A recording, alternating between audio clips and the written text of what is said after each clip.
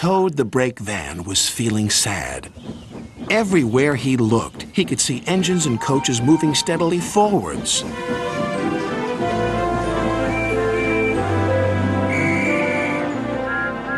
They all looked confident and cheerful. One day, he decided to talk to Oliver, the Great Western Engine.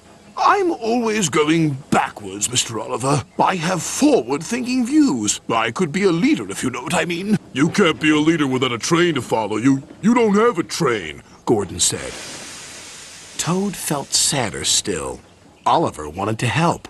You're a very useful brake van, Toad. You help me brake, and you keep my freight cars in order when we go down hills.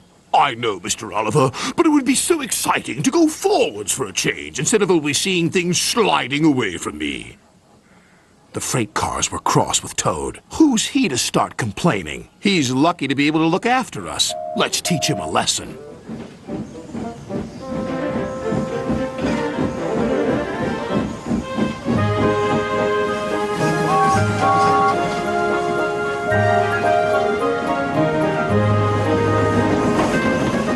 The freight cars decided to carry out their plan when they reached Gordon's Hill.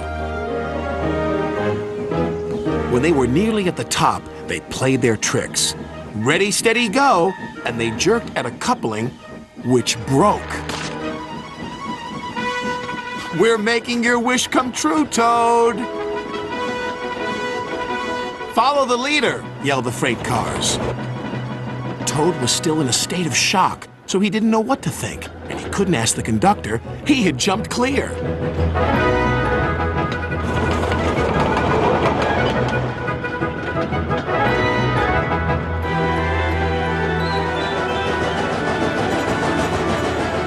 Faster, faster, as fast as you want, screamed the freight cars.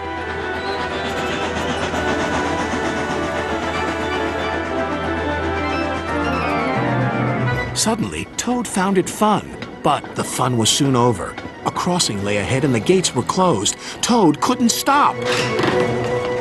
Worse still, Toad now realized he was on the wrong track. There ahead was Gordon. The signalman changed the points just in time.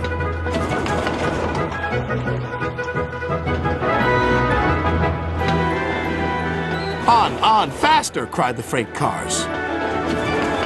Suddenly, he saw James pulling a long, slow train. Oh my goodness! Help! Save me! A quick-thinking shunter did, just in time. What was that? Exclaimed James. The signalman warned the station master at the next station. There's a runaway coming. We'll send him into the sidings. Help! Help! Called Toad again. Toad saw some buffers. Those'll stop me! But the points to the buffers weren't set. No! I'm back on the main line! Meanwhile, Oliver was racing to the rescue. I must catch Toad. I must! Toad sped past Henry. More danger lay ahead. Men were working on a bridge, but they had been warned about the runaway Toad and his freight cars. They diverted him onto old sidings, straight into a muddy pool.